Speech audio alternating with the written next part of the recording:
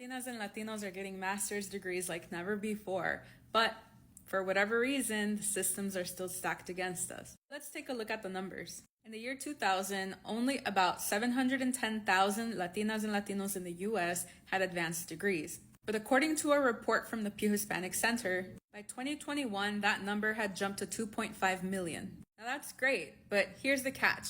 We're still only about 8% of all advanced degree holders.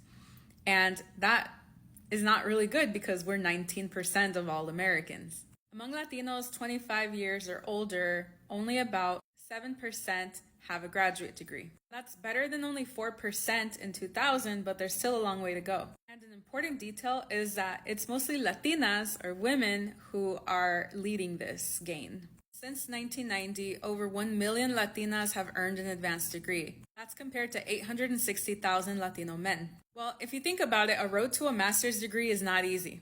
Data published in 2015 based on 2012 census data by Perez, Huber, and al. Showed us that out of 100 kids, Latino kids, 3 boys and 4 girls would eventually earn a master's. And that's compared to 12 and 13 white students who eventually earn master's degrees out of 100 who start elementary school. And that figure is even higher for Asian Americans. So what's in the way? Cost and confusion. A lot of master's degrees are money makers for universities, which means that they don't offer as many scholarships or funding as they do for PhD programs. Because many Latinos are first-generation advanced degree seekers, they may not be familiar with the admissions process to get into a master's program. Unlike undergrad admissions, graduate school admissions usually are based on whether a professor has space to work with a student and advise them through the length of the program. So if a professor doesn't have space or is on sabbatical that year, it may not be you who's not qualified. It may just be that they don't have a spot to work with you.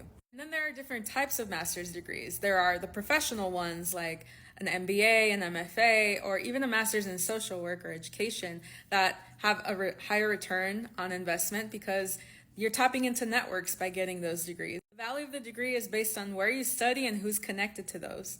And then there are the other types of master's degrees, which are more terminal masters, which are based on content knowledge and a little bit of research. A lot of people use terminal master's degrees to get content knowledge and to be able to use them as a stepping stone to really decide if that is the area they want to pursue studies in for a PhD. But the downside is that those programs often don't come with funding and they're quite expensive. Now, there are continuous programs. There are some PhD programs that offer a master's along the way. So I encourage you to look into those, especially if money's tight.